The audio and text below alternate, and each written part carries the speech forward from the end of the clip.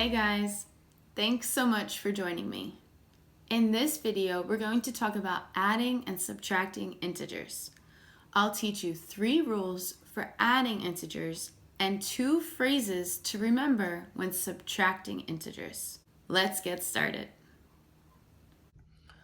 In this video, we're going to talk about adding and subtracting integers. First, I'd like to go over 3 rules for adding integers.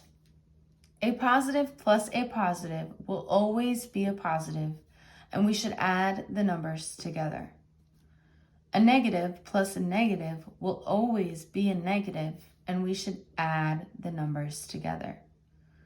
The only time we don't add the numbers together is when we're adding unlike signs. We're either adding a positive with a negative or a negative with a positive, but that's when we subtract those numbers. And I'll show you what I mean in a little bit. Before we subtract the numbers, we have to figure out which sign to take. Should we take the positive? Should we take the negative? You'll ask yourself, which is further from 0? If the positive number is further from 0, then your answer will be positive. If the negative number is further from 0, then your answer will be negative. I also want to show you why we never subtract integers. It just gets too tricky. Here's a good example. -3 minus -5. Now, -3 is where I start, and then I want to subtract, so I go down. But I'm subtracting a negative, so I go up. And do I count how many? And what if it's 138 and 456? Am I going to have enough time to count on a number line all of those units? I don't think so. That's why I'm going to teach you phrases that will help you change these subtraction expressions into addition expressions. For example, right here, this is a double negative. Here's an example of a double negative using words. I can't not drive. Well, if you asked me to take you somewhere and I told you that I can't drive, you would know that your answer was no. But if I told you I can't not drive, you might look at me kind of funny and say, well, just drive me then, right? For that reason, I'd like you to remember the phrase, subtracting a negative is the same as adding a positive. When I see a double negative, I'll usually circle it and put a plus sign over it because this is the same as -3 plus 5. Remember on this number line when I wanted to subtract, but I really wanted to go negative, that means I was actually just adding 5 and it would take me to +2. The other phrase I'd like you to remember is subtracting a positive is the same as adding a negative. Now that we have reviewed the rules for adding and discussed the phrases for subtracting, let's go ahead and get started. 0 plus -5. Now, these rules for adding are only for positives and negatives. 0 is neither positive nor negative. So wherever we start with 0, if we add something, that's where we're going to wind up. Because I'm starting at 0 and I'm adding a -5, which means I'll go in the negative direction. The next one says 0 minus -5. Remember, I can't not drive. This is a double negative.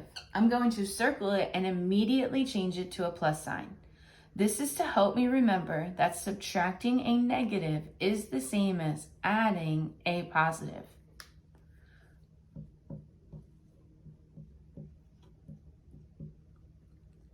Now I can rewrite this expression 0 minus -5 as 0 plus 5. And remember, when we start at 0 and add, whatever we're adding is where we are going to wind up at +5. Now this next example is 10 plus -15. In this case, I'm adding one positive number to one negative number. That means I can use my rules for adding, positive and negatives, where I ask myself a question. The question is, which is further from 0? Now, the further from 0 actually relates to the absolute value of each of these numbers. You may remember that these symbols represent absolute value, and that absolute value measures distance from 0. So, if 10 is 10 units away from 0, we could say that the absolute value of 10 is 10. In this case, we could say that the absolute value of negative 15 is 15 because negative 15 is located 15 units away from 0. The last thing I want you to notice about absolute value is that absolute value will always be positive. This is because distance is always positive.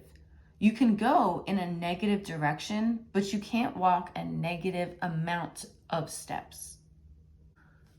Absolute value measures distance from 0 and is always positive. So back to my question, which is further from 0? Negative 15 is 15 units away from 0, which is further than positive 10. That's only 10 units away from 0. So, since negative 15 has the greater absolute value, we should circle the negative symbol and keep that with our answer. After we ask the question, which is further from 0, the last thing we do is subtract their absolute values. Since I'm subtracting absolute values, I like to start with a positive number to keep my absolute value answer positive. 15 minus 10 is 5. That means 10 plus negative 15 is equal to negative 5. Now we have just a couple more examples. Negative 4 plus negative 6. I am adding, so I should refer to the rules that I have for adding integers. Right away, I can see that I'm adding a negative with another negative. If I look at my rules, a negative plus a negative will stay a negative, and I just have to add their absolute values together. Let's try that. Negative plus a negative is a negative. 4 plus 6 is 10. That means if I start at negative 4 on a number line and go 6 units in the negative direction, I will continue decreasing until I get to the number negative 10. The next example says negative 3 minus 7. Remember that phrase I taught you for subtracting that says subtracting a positive is the same as adding a negative. Now that I am adding, I can use my rules, which say that a negative plus a negative will stay a negative, and I should add the numbers together. 3 plus 7 is 10. Our last example says negative 16 plus 12. I am adding, so I can refer to my rules that I have. I see that I'm adding a negative and a positive, so I will use this rule, which says if I'm adding a negative and a positive, I should ask myself a question. Which is further from 0? Again, this refers to absolute value. The absolute value of negative 16 is 16. This means that negative 16 is located 16 units away from 0. The absolute value of 12 is 12. This means that 12 is located 12 units away from 0. Now, which one is further from 0? 16. That means I should circle my negative 16 because that will help me remember that my answer stays negative. The last thing I have to do is subtract their absolute values. Again, start with a bigger number. 16 minus 12 is 4. That means if I start at negative 16 on a number line and add 12 units, or go 12 units in the positive direction, I will wind up at negative 4.